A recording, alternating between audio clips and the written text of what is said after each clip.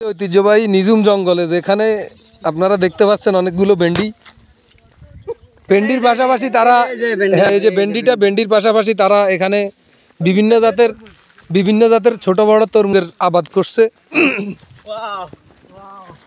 ফাইলানি আমার বাতিজা রাকিববা হেতেও আইছে এনে খাইবার লাই রাজু। হ্যাঁ, তো এখানে অনেক সাধনার পরে আমরা একটা তরমুজ পেয়ে গেছি। আপনারা দেখতে পাইতেছেন আসলে আমাজন জঙ্গলের মতো একেবারে এগুলা খাইলে কিন্তু শরীরের অনেক উপকার হবে।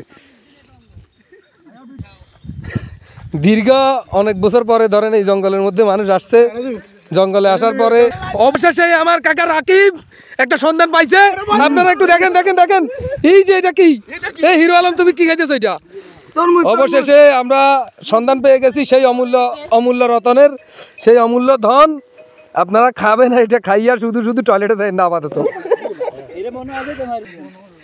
সেই ফল পাওয়া গেছে 43 দিন পরে। এই ফলের সন্ধানে আমরা ছিলাম অ্যামাজন জঙ্গলে।